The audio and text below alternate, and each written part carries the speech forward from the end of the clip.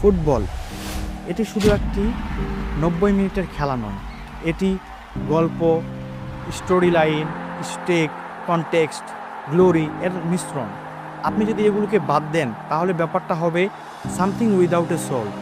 এল Clasico পৃথিবীর সবচেয়ে বড় ম্যাচগুলোর একটি।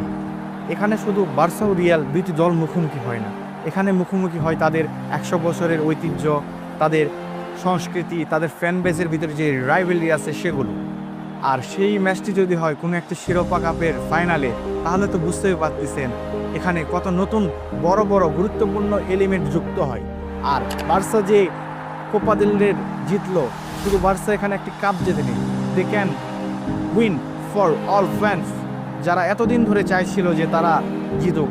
আপনি একটি জিনিস একটু ভেবে দেখুন, তারা এর আগে ইউরোপা লিগ খেলেছে, এর আগের লিগ তারা কিভাবে সিজনে কিভাবে ডমিনেট হয়েছিল, তার পরবর্তীতে এই সিজনে তারা কিভাবে হান্সি ফ্লিকের আন্ডারে একটা নতুন কামব্যাক দেখাচ্ছে আমাদেরকে। এ থেকে তাদের ফ্যানদের ভিতরে যে একটি নতুনভাবে একটি আবেগ বা উদ্দীপনা তৈরি হয়েছে তা না বললেই নয়।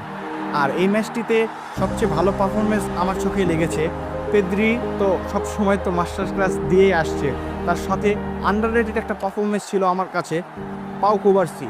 লামাসিয়ার এই গ্র্যাজুয়েট যেভাবে দিন দিন তার স্কিলকে উন্নত করতেছে, যার ফলে দেখাচ্ছে সে কত একটা বড় স্টার পরবর্তীতে হতে পারে। আর আজকে রাফিনের ফর্মটা অন্য দিনের মতো করতে পারেনি, তারপরেও সে চেষ্টা করেছে। আর লামিন ইয়ামালের পারফরমেন্স আজকে ছিল অনবদ্য। লামাসের প্লেয়াররা যেভাবে আপকামিং ওয়ার্ল্ডে ডমিনেট করতে যাচ্ছে তা আপনারা এই ম্যাচ দেখেই বুঝতে পারতেছেন। এই ম্যাচে ছিল কিছু জিনিস চোখে পড়ার মতো। রেফারি আন্ডার প্রেশারে যেভাবে বার্সার বিপক্ষে ডিসিশনগুলো দিয়েছে তা সেগুলো সবাই দেখেছে। দুইটি পেনাল্টি বার্সা পেতেই পারত, সাথে রুডিগার চুয়ামিনি যেভাবে ফাউল করেছিল কিন্তু তারপরেও হলুদ কার্ড না পাওয়া, এগুলো সকলেই দেখেছে। কিভাবে রিয়াল তাদের ম্যাচের আগে রেফারিকে আন্ডার প্রেশারে নিয়ে ম্যানিপুলেট করে তা পুরো দুনিয়া দেখেছে। এতে নতুন করে কিছু বলার নেই এখানে। স্যার, পরবর্তী চ্যালেঞ্জ হতে যাচ্ছে ইন্টার মিলানের সাথে। ইন্টার মিলান যেভাবে তারা ডিফেন্সিভ ওয়েতে খেলে, তাদের সাথে বার্সার ফ্রন্ট লাইনের একটা বড় যুদ্ধ আমরা দেখতে যাচ্ছি। বার্সার টেবিল জয়ের পথে সবচেয়ে বড় বাধা হচ্ছে এখন ইন্টার মিলান, কারণ ইন্টার মিলানের এই ডিফেন্স লাইন যে কোনো দলকে তাদের দিনে ধসিয়ে দিতে পারে। আর বার্সা যদি এই এল ক্লাসিকোর মোমেন্টামকে ধরে রাখতে পারে, তারা ইন্টারকেও হারাইতে পারে।